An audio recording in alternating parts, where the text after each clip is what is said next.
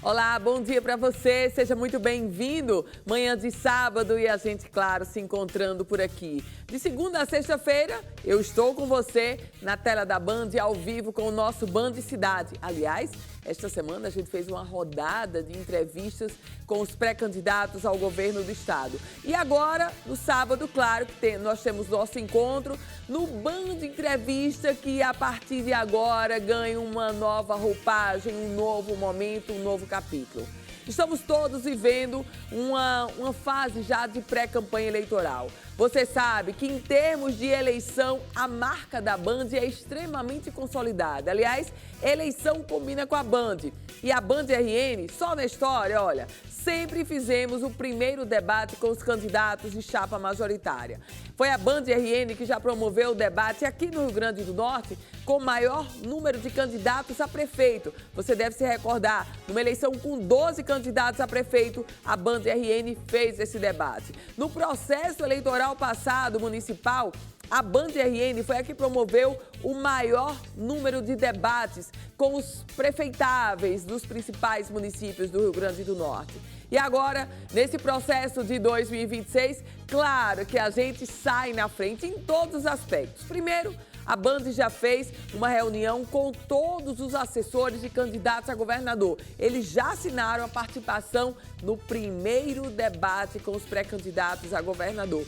Agora, esta semana, a gente já fez uma rodada com eles, com os pré-candidatos a governador, ordem definida em sorteio, clima de eleição. E agora, o Band Entrevista, a partir de agora, todo sábado, vai mudar. Vai ser o Band Entrevista entrelaçado com o Band Eleições, porque agora a gente vai entrevistar os candidatos das chapas proporcionais, tanto para federal quanto para estadual. E com uma atenção muito especial, condições de igualdade. Candidatos de chapa A, de chapa B, de chapa C, todos os palanques têm espaço, é claro que aqui na Band, porque o debate é democrático e o processo eleitoral necessariamente passa pela Band. E é esse processo eleitoral que marca, claro, que define o seu voto, porque no final é você que vai lá colocar o seu voto a partir do que você viu, do que você ouviu na tela da Band. E neste primeiro Band Eleições, com entrevistas, eu tenho a alegria de receber aqui no estúdio a pré-candidata, deputada federal, vereadora da cidade de Natal, vereadora Tabata Pimenta, agora do Partido Verde. Bom dia, vereadora, seja muito bem-vinda. Vim toda verdinha, né? Obrigada, Ana Ruth, que isso é muito importante, ouvindo aqui a sua fala. É importante para as pessoas ouvirem de cada pessoa, principalmente o direcionamento que querem para o Rio Grande do Norte do futuro. E claro que eu estou muito feliz de estar aqui mais uma vez, inclusive.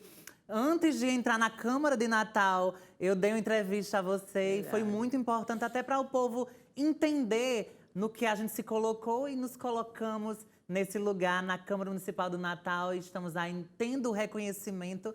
E hoje, agora com essa pré-candidatura a deputada federal para pensar em um novo congresso. Por que não a partir de uma nordestina e potiguar? Vereadora, o seu nome está posto para deputada federal, a senhora acaba de fazer, inclusive, referência a isso, mas ainda havia uma cogitação de uma pré-candidatura ao Senado. Está descartado? Eu acho assim que o momento é de unidade. A gente está vendo o que o país está passando.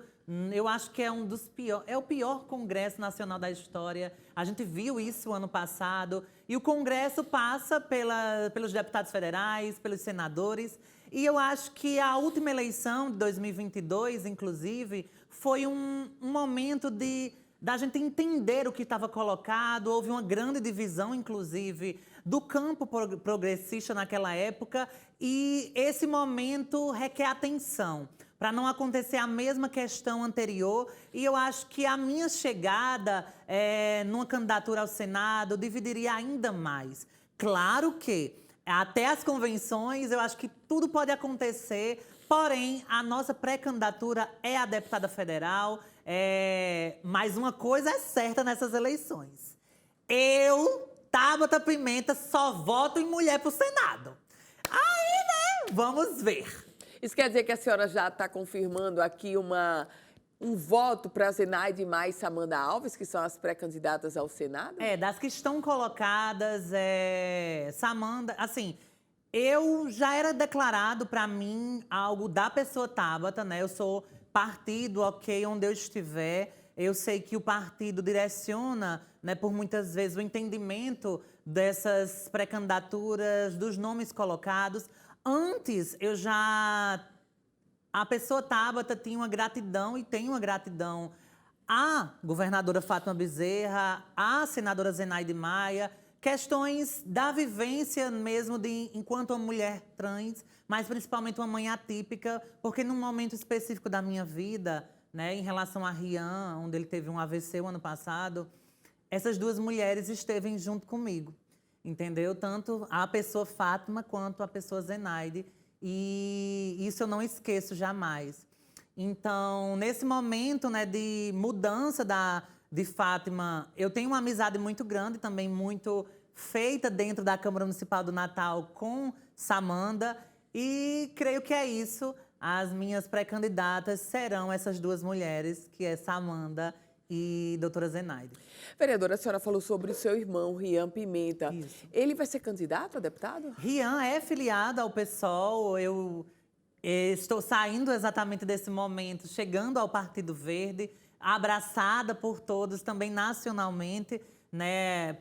Para além da construção Rio Grande do Norte, nós temos uma construção nacional, onde todos os mandatos de mulheres trans e travestis no país, estamos com um projeto coletivo sobre a criação da primeira bancada trans. Hoje, tem umas 5 figuras nacionalmente que têm chances reais de ocupar o Congresso.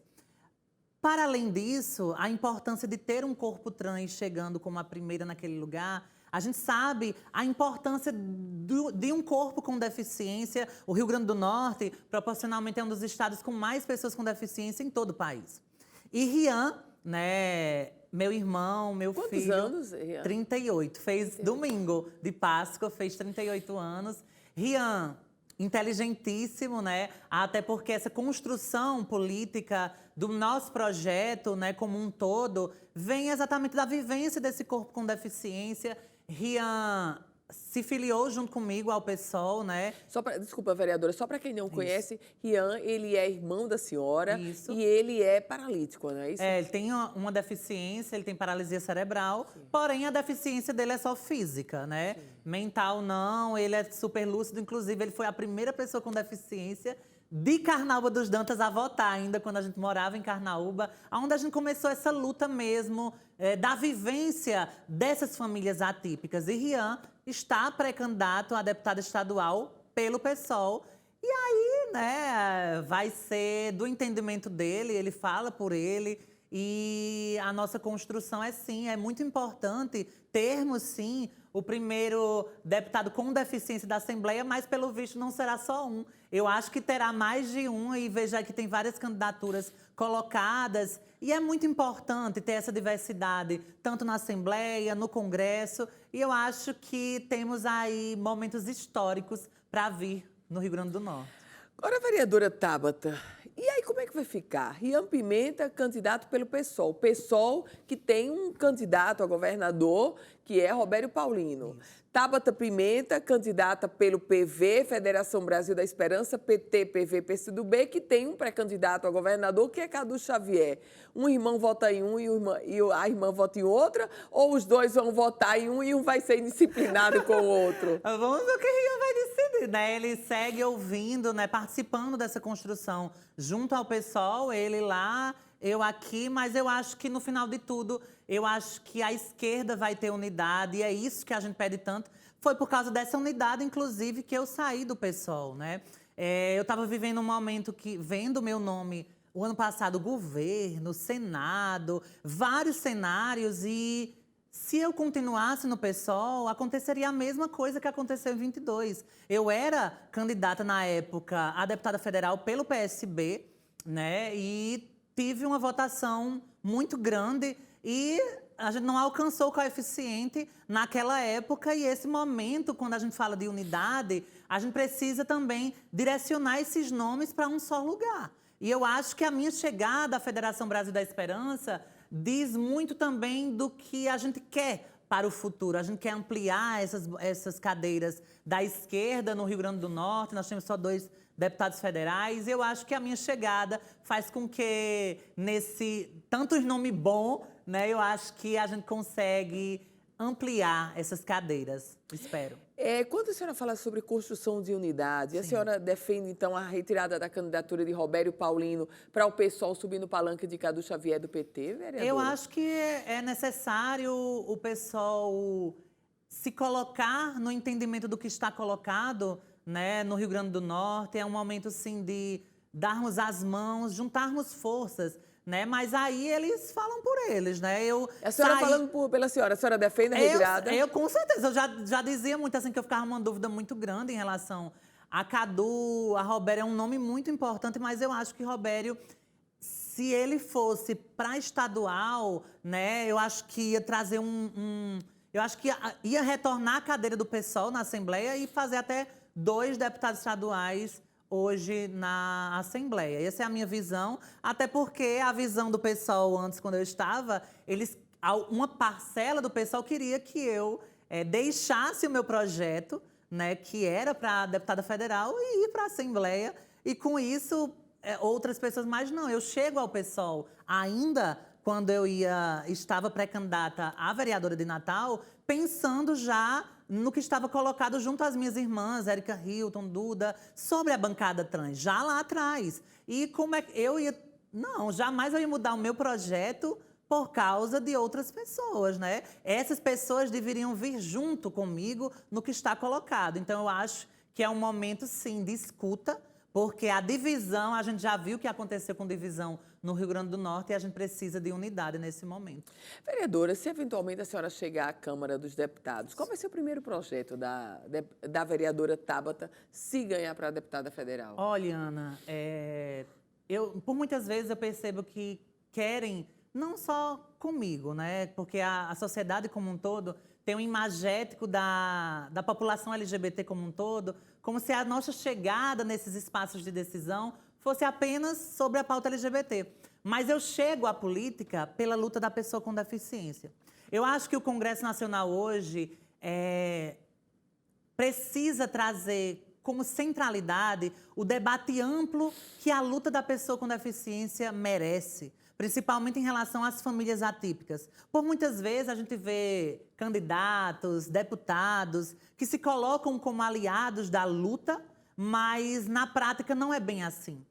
O Congresso já deveria estar pautando, inclusive, uma remuneração legítima para as mães atípicas, por exemplo, porque muitas, inclusive, deixam o seu trabalho para viver o paternar, o maternar, essas famílias como um todo, em relação às famílias atípicas, aos seus filhos autistas. E o Congresso não pauta isso, que já era para estar sendo pautado há muito tempo.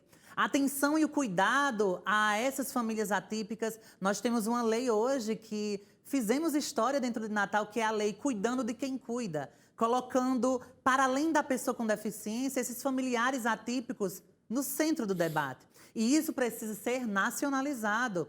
É uma realidade que está posta há muito tempo. E a gente precisa trazer essa luta por quem vive, quem sabe a vivência.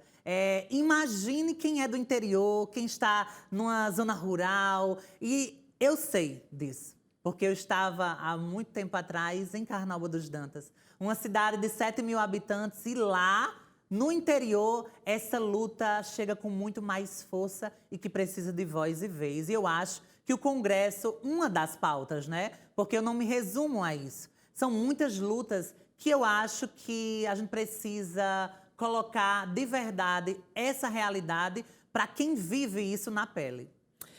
Vereadora Tabata Pimenta, pré-candidata a deputada federal pelo Partido Verde. A gente tem só 1 minuto, são 12 minutos de entrevista. É o seu maior desafio, vereadora? Eu acho que estamos num momento muito importante que mexe comigo, assim. Pela primeira vez, nós temos a chance real de ter uma mulher trans, nordestina, mãe atípica, a primeira a chegar no Congresso Nacional.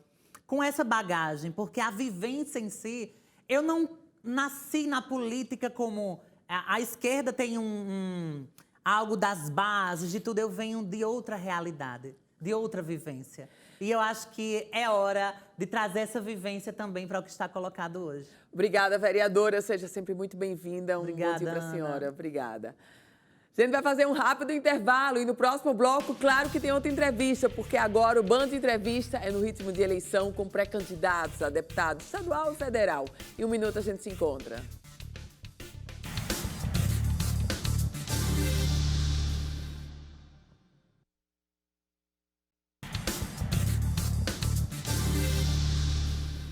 Estamos de volta com o nosso Band Entrevista, nesse especial Band Eleições. A partir de agora, você sabe que todo sábado o Band Entrevista vai ter a rodada com candidatos a deputado estadual e federal. Agora, a nossa conversa é com a vereadora da cidade do Natal, recém-filiada ao PL, pré-candidata a deputada estadual, vereadora Camila Araújo. Bom dia, vereadora, seja bem-vinda. Bom dia, Ana Ruth, bom dia a todos os telespectadores. É uma alegria estar aqui no Band Entrevista, neste especial Band Eleições, né? E parabenizá-la. Essa semana foi comemorado o Dia do Jornalista, que você continue sendo essa jornalista de credibilidade aqui no nosso estado. Obrigada, vereadora.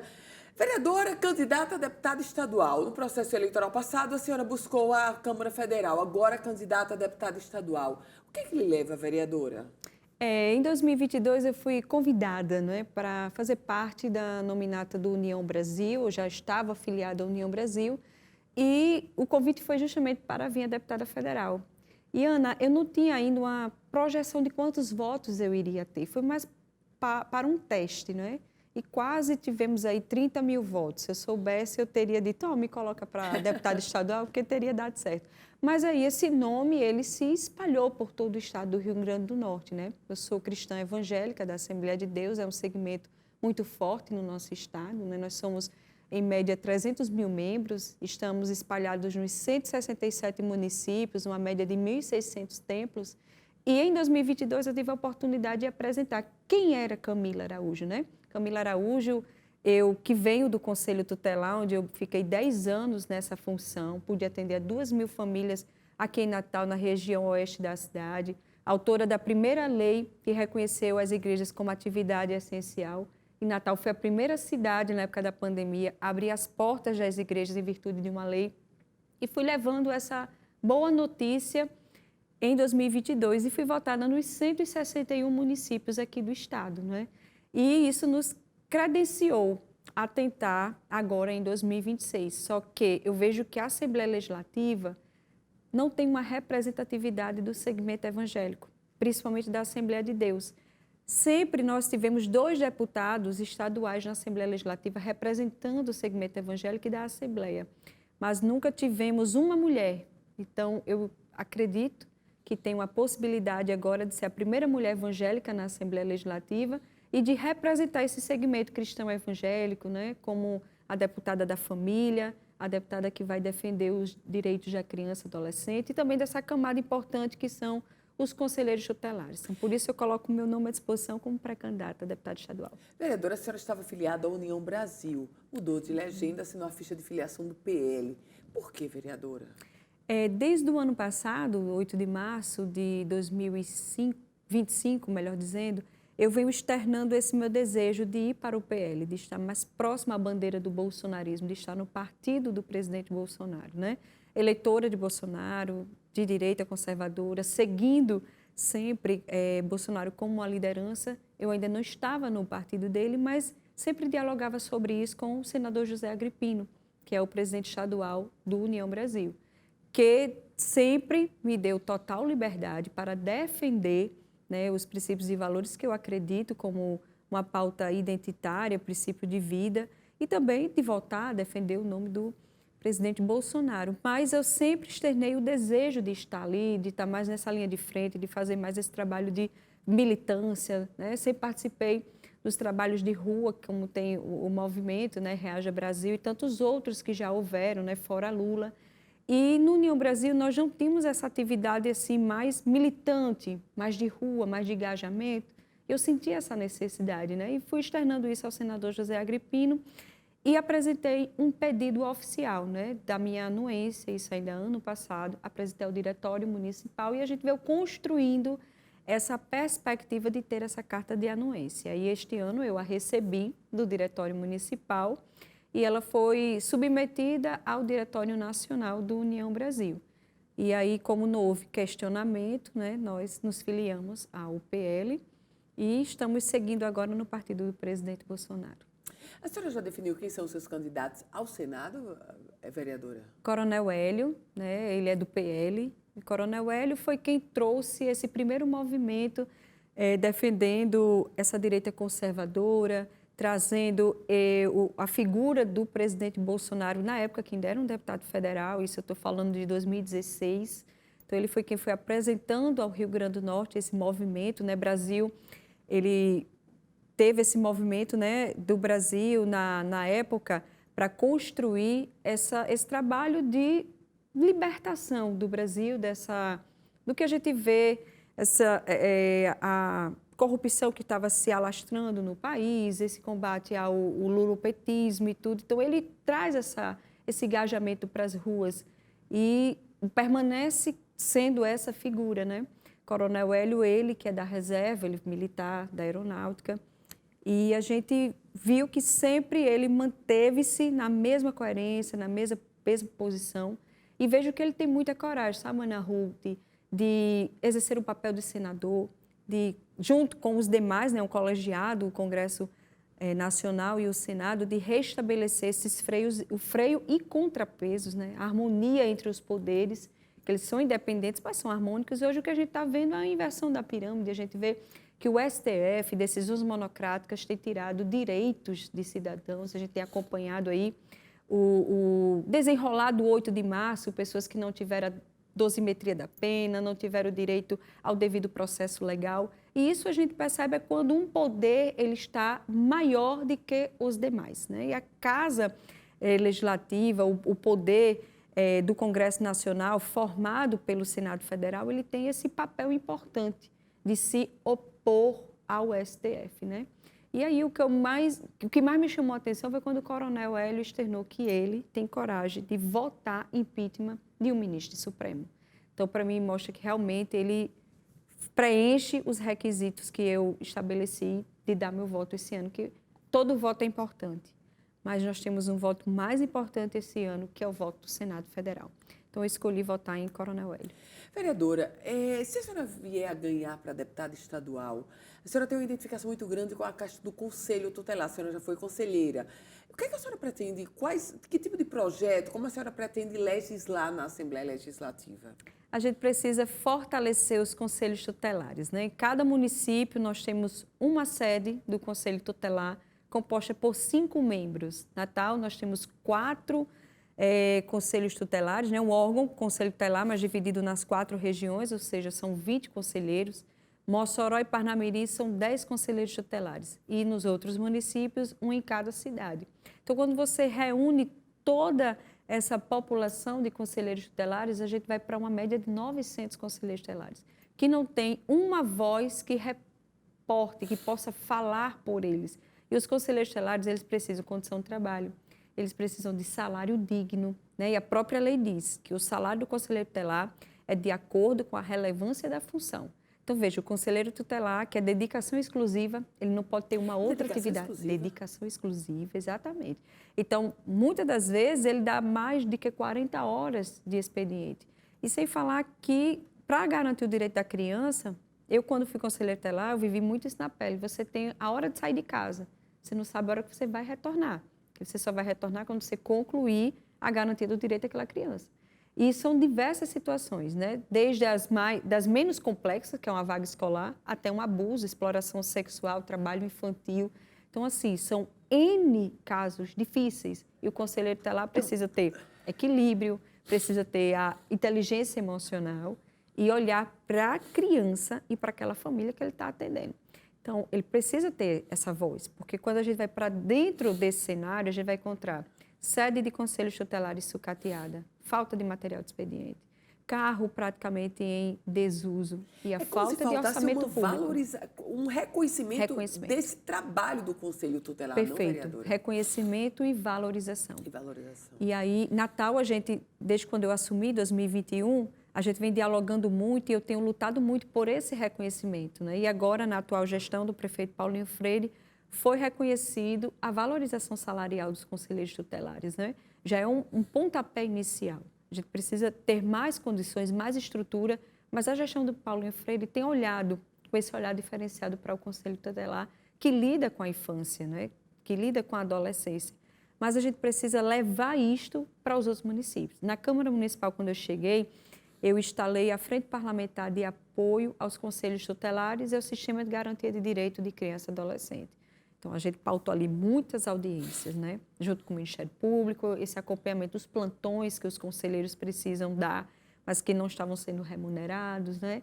Então, assim, além de ser uma atividade de dedicação exclusiva, ainda tem os plantões, finais de semana, né? Feriados, os de sobreaviso durante a semana, ou seja, o conselheiro ele trabalha e trabalha muito, é um trabalho bastante árduo, né? Uma missão muito árdua e precisa ter alguém que fale por eles. E aí, Natal, a gente consegue, porque eu estou vereadora, mas eu não tenho como abraçar o Estado. Mas foi dialogando em 2022, na campanha de deputada federal, que visitei muitas sedes de Conselho Tutelar, e estou visitando agora novamente, e eu vejo que de 22 para cá não mudou o cenário, ainda é o mesmo. Não tivemos avanços. Não tivemos avanços. E a gente quer ser essa voz, esse braço, essa mão estendida para essa categoria tão importante, né? Que são os conselheiros tutelares. Porque, na verdade, é um abraçar também da própria criança, não é, vereadora? É verdade. A senhora concorda Concordo. comigo? Se você fortalece o Conselho Tutelar, você está fortalecendo a proteção de criança e adolescente. Porque o conselheiro tutelar, ele trabalhando motivado, com condições de trabalho, ele consegue garantir direito, garantir a proteção, né, com absoluta prioridade e primazia àquela criança, àquele adolescente que está passando por situação de vulnerabilidade. Vereadora Camila Araújo, pré-candidata a deputada estadual pelo PL. Alegria recebê-la aqui, vereadora. Muito obrigada. Alegria imensa, sigo à disposição e divulgo aqui as nossas redes, né, o @camilaaraújo.rn, nos segue aí no Instagram e manda a tua mensagem para nós. Eu agradeço aqui a audiência. Obrigada, vereadora. Obrigada, querida. A gente faz agora um rápido intervalo aqui no Band Eleições e dentro de um minuto a gente se encontra.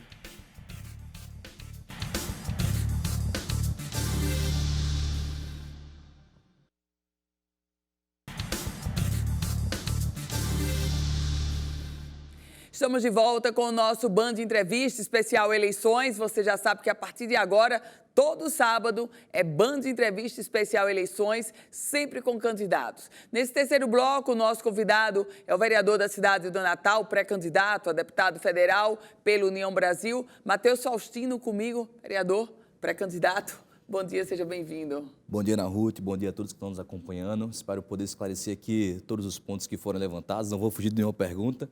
E vamos lá.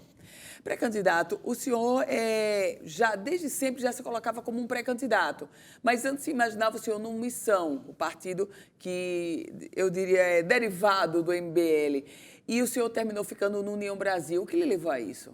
Bom, como você bem pontuou, fui eleito pela União Brasil, existia o diálogo em torno da minha liberação pela União Brasil pré-comissão, com minha total vontade de participar das eleições pela missão, só que eu preponderei nesse momento, nessa decisão, me colocar à disposição do meu eleitorado. E o que aconteceu em torno disso? O que foi colocado para mim em torno do Partido Missão foi duas situações. Primeiro, já levando em consideração o contexto aqui, já que temos pouco tempo, no contexto que todo mundo acompanhou, que o senador Agripino não deu anuência para ninguém. O contexto que foi colocado foi o seguinte: ou você renuncia ao mandato e é candidato, ou você declina de ser candidato, se explica para o seu eleitorado e apoia um candidato nosso. Nessas circunstâncias, eu já havia mencionado desde do ano passado para o grupo que se eles conseguissem minha anuência para ser pela missão, ótimo, eu iria, mas se não conseguisse, eu iria continuar sendo pré-candidato pela União Brasil. E nesse caso, vereador e pré-candidato, houve alguma cisão ou algum rompimento do senhor com Missão? Por que eu faço essa pergunta? Porque recentemente uma dirigente nacional do Missão passou por Natal, vereadora Andresa, salvo engano, e ela trouxe críticas à decisão do senhor de ficar na União Brasil. Como é que o senhor avalia essas críticas dos dirigentes nacionais do Missão? E o senhor ainda pensa em deixar a União Brasil num momento posterior? Foi Amanda Vettorazzo. Amanda Vettorazzo. Vereadora de São Paulo. Só no ar. Na verdade, eu estou muito mais no União Brasil, mas por legenda. Desde quando eu me filiei em 2024 para poder participar das eleições a vereador, uma das minhas condições que eu havia colocado, inclusive condições essas que o MBL também tinha, como Kim Kataguiri, Guto Zacarias, que eram deputados do União Brasil, e eu ainda continuando no União Brasil, tenho minha total independência. Fato esse, que o prefeito aqui da cidade de Natal é do União Brasil, eu não sou base do prefeito e, por exemplo, hoje fui o único vereador que votou contra o projeto do prefeito, no projeto das gratuidades, para tentar fazer em consideração, colocar como contrapartida o aumento das passagens. Então, no União Brasil foi garantido para mim essa independência, continuo tendo essa independência. As críticas que vieram da Amanda Vettorazzi eu discordo diametralmente. Eu acho que o Arthur ele foi muito mais assertivo, eu assisti a entrevista e, de fato, o Arthur pontuou que para estar na missão tem que falar o que a gente pode dar para a missão. E aqui eu estou mais para me doar para a população, não necessariamente para um interesse específico de um grupo. Você é candidato a deputado federal pela Federação União Progressistas, uma Federação União Progressistas que tem como pré-candidatos Bentes Leocádio, Robson Faria, deputado federal João Maia. Nesse contexto, o senhor é um candidato a deputado federal, seria em condições desiguais, já que tem 3 com mandato e a bancada do Rio Grande do Norte tem apenas 8 membros, vereador? É uma situação bem difícil, assim, concordo com você. Como também foi para vereador. A chapa do União Brasil era a chapa com mais vereadores, salvo engano, eram 9 vereadores. Eu consegui me eleger, mesmo num contexto difícil. Meu escritório era a minha sala do apartamento. Minha equipe era extremamente reduzida, com pessoas que nunca participaram de campanha. Eu mesmo, em campanha, editava também parte dos meus vídeos. Então, sempre foi muito na raça a minha trajetória política. E agora, mais do que nunca, eu tenho algo a apresentar. Naquele instante, era apenas a ideia do que as pessoas viam de fiscalização minha como cidadão comum, mas hoje elas veem efetivamente o que é um mandato independente dentro de Natal. Então, acho que muito mais do que apenas avaliar os deputados que já têm mandato, que com certeza vai ter muito dinheiro para gastar, com certeza vão receber o teto para gastar na campanha eleitoral, que vai ser algo em torno de 3 milhões e 800 mil. Eu tenho algo maior, acredito, que é o apoio direto à população. O senhor acertou também para receber o teto, vereador? Impossível. Como eu já me coloquei que eu não vou apoiar o Alisson. Então, para governo, eu não vou apoiar ninguém. Então, se eu sou do União Brasil, não vou apoiar o governador, que é o principal, uma das principais figuras que está pontuando agora para vencer as eleições, naturalmente o partido não enxerga isso com os bons olhos e, naturalmente, também eu não vou ser bem quisto para ter que escolher quanto eu vou receber ou não. Acredito eu que vou receber bem pouco, talvez o que receba menos do partido, como foi como vereador também. O senhor vai apoiar quem para governador? Primeiro turno, possivelmente não vai apoiar ninguém. Segundo turno, qualquer um contra o PT. Qualquer um contra o? PT. Contra o PT. E para senador, o senhor já definiu? Não. O que é que vai contar nessa sua decisão? A minha decisão primeiro, se eu vou ter acesso a algum senador. Já tive acesso ao senador Estives por alguns instantes. Não conversamos mais como antes. Acredito que faz um mandato muito bom. Teve alguns deslizes assim por parte do próprio discurso, que inclusive eu posso passar por isso também, pela posição que ele tinha e pela posição que eu tenho, muitas pessoas assemelham. Mas, assim, de longe, talvez seja o senador hoje que mais pontua assim, de trabalho efetivo para mostrar à população. O fato do senhor decidir não apoiar nenhum candidato ao governo no primeiro turno, isso quer dizer que o senhor está no muro? Não, porque, na verdade, essa é a pior posição.